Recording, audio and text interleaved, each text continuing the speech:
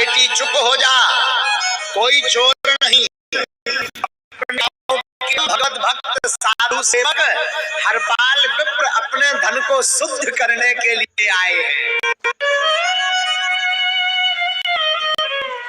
हरपाल विप्र ने ये बात सुनी तो सारा मटेरियल छोड़कर भाग गए कि ये तो परम भक्त है भगवान का, इसके घर क्या चोरी करेंगे। अब सुबह हो गई, साधुओं का तो काम था आना, साधु मूर्तियां फिर आ गई।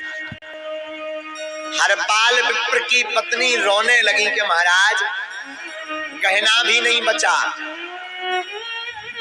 उधार भी नहीं मिलेगा और मूर्तियां ज्यादा आ गई।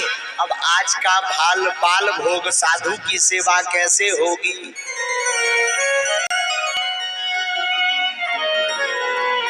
हरपाल विप्र बोले चिंता मत करो, हम जाते हैं, किसी ना किसी को हम लूटेंगे, आज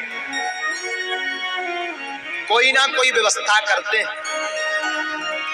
तो इन्होंने लठिया ली और मार्ग में खड़े हो गए जंगल में जाकर बीच में कि कोई ना कोई सेठ निकलेगा, सौदागर निकलेगा तो उसको लूट करके साधुओं की सेवा चलावेंगे।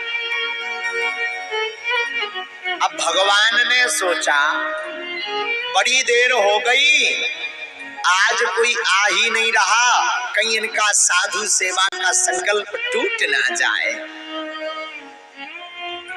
भगवान जाने लगे तो रुक्मणी मैया ने पूछ लिया कहां जा रहे सरकार। भगवान रुक्मणी जी से बोले देखो देवी, हर बार तुम टोक देती हो, आज हम अपने भक्त को दर्शन देने और लुटने जा रहे हैं। रुक्मणी मैया बोली तो हम भी चलेंगे। ठीक है देवी तुम भी चलो। भगवान साहूकार बन गए। रुक्मणी मैया ने 16 अंगों में गहने खूब मोतियों डाला और आज जगत का चित लूट वाले खुद लुटने चले आए। भगवान साहूकार मोटा रूप धारण करके जिस गली में विप्र हरपाल ठहरे थे उसी गली में आ गए। ऐसे रखे हुए विप्र हरपाल सोच ही रहे थे मन मन, आज लगता सालों का संकल्प टूट जाएगा, कोई आ ही नहीं रहा।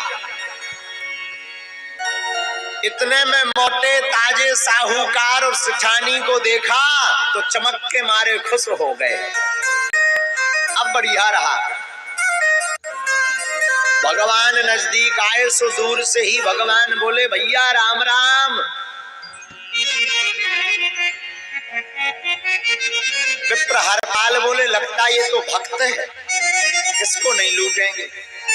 भगवान बोले सुनो, हमने ये नियम पूर्ण कर लिया, पर तुम राम नाम का नाम मत लेना, राम राम मत कहना। हरपाल विप्र बोले क्यों? बोले हमें भगवान के नाम से बड़ी ग्लानि है।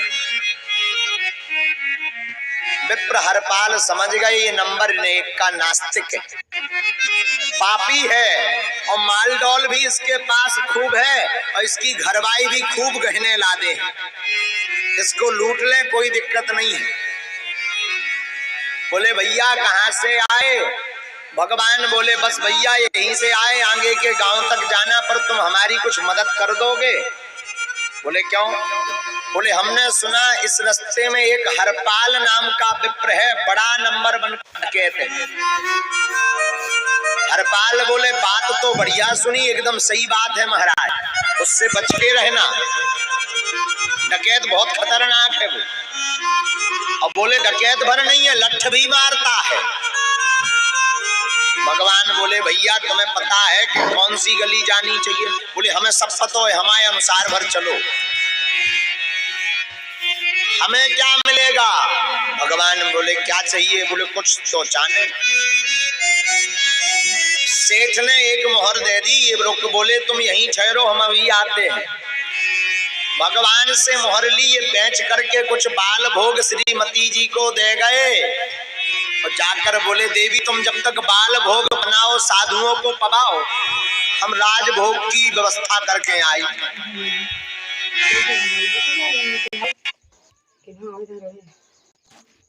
अपनी लाठी ली और हरपाल विप्र वन में आ गए, जहां भगवान सेठ बने हुए खड़े थे। बोले चलो सेठ। भगवान बोले भाई तुम आगे आगे चलो, हम पाछे पाछे। बोले ऐसा क्यों? बोले एक तो हमारे साथ श्रीमती जी हैं, हम दोनों अपनी बातें करते आएंगे, तीसरे को बात नहीं सुननी चाहिए। दूसरा तुम्हें रक्षा करनी है, हरपाल विप्र अगर फंस भी जाएगा तो कम से कम तुम लड़ तो पाओगे आगे, हमारी रक्षा तो कर पाओगे, तो तुम आगे चलो, हम पीछे से आते हैं। हरपाल विप्र आगे आगे हो गए, भगवान पीछे पीछे हो गए। अब भगवान रुक्मणी मैया दोनों बात करने लगी, सुनो जी अपने पास इतनी संपत्ति हो गई, अब क्या करोगे? झूठ मूठ की बातें करने लगे भगवान। तो भगवान बोले देवी सेठानी कुछ संपत्ति को गाड़ देंगे और कुछ संपत्ति को बच्चों के नाम से बंटवारा कर देंगे। तो सेठानी बनी रुक्मणी मैया बोली महाराज कुछ साधुओं को भी दे देना। भगवान बनावटी नाराज हो गए, चुप, साधुओं का नाम मत लेना, ये सब के सब पोंगा होते हैं, ये सब व्यर्थ में धन जाता है। हरपाल विप्र समझ गए नंबर 1 का पापी है। मन ही मन हरपाल विप्र बोले रुक जाओ श्रीमान, तनक देर में सबका सब जो तुम पहने हो सब साधुओं में ही जाएगा, कुछ नहीं बचने वाला। फिर क्या, आगे घना घोर जंगल आया तो हरपाल विप्र ने लाठी ली और जोर से भगवान के नजदीक पटक दी मारने के हिसाब से। भगवान कांप गए, सहम गए, अरे क्या हुआ क्या हुआ? हरपाल विप्र बोले जिस हरपाल के लिए तुम डर रहे हो वो हम ही हैं, सावधान, खड़े तैयार हो जाओ ठीक से। भगवान कांपने लगे। अब बड़ा विस्मय था, बड़ा विचित्र दृश्य है, जो जगत को अपनी वाणी से अपने स्मरण मात्र से कपा देते वो भगवान आज भक्त के सामने कांप रहे हैं। जो भगवान के सामने बड़े बड़े काल कांपते हैं, बड़े बड़े देवता सिद्ध मुनिंद्र देवेंद्र कपिंद्र कांपते हैं, आज भक्त के लिए भगवान कांप रहे। रुक्मणी मैया ने दृश्य देखा, राम राम राम राम। बताओ तो जो जगत को अपने द्वारा कपाते हैं आज भक्त के लिए भगवान स्वयं कांप रहे।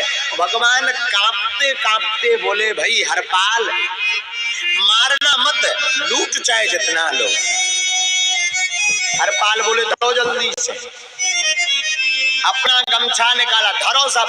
भगवान ने माला उतार दी, जो जो आभूषण पहने थे सब उतार दिए। बोले श्रीमती जी से कहा नहीं तो हमने तो लठ। भगवान बोले मारना मत, हम उतरवाए सब दे रहे। रुक्मणी मैया बोली हम नहीं उतारेंगे। अरे देवी उतार दो, हमारे प्राण जिंदा रहे तो हम और लिबवा देंगे, इससे ज्यादा गहना लिबवा, प्राण बचा लो, ये खतरनाक है, छोड़ते नहीं किसी को। हरपाल ने फिर पटका लगा, बोले हाँ कह रहे जी, इन्हें पता है हमारे बारे में, हम काऊ को नहीं छोड़ते, मारते भी हैं और लूटते भी हैं। अब रुक्मणी मैया ने भी सारा जेवर संपत्ति उतार दी। एक अंगूठी पहने हुई थी वो निकल नहीं रही थी। हरपाल विप्र बोले इसे भी निकालो, कछु तुम्हारा बचे ही ना। भगवान बोले कछु तो रान दो। हरपाल विप्र बोले नहीं, जौन अंगूठी पहने उनमें हमारे लोग 4-5 दिन सेवा चल जाने ना। अब हरपाल विप्र ताना देने लगे, अब शब्द कहने लगे। तो रुक्मणी मैया ने विचार किया क्या किया जाए। अब भगवान ने सोचा अगर ये ऐसे ही डराते रहेंगे तो कहीं देवी जी को आवेश न आ जाए, देर ना की जाए। तो तत्क्षण भगवान हरपाल विप्र के सामने अपना चतुर्भुज रूप लेकर के प्रकट हो गए।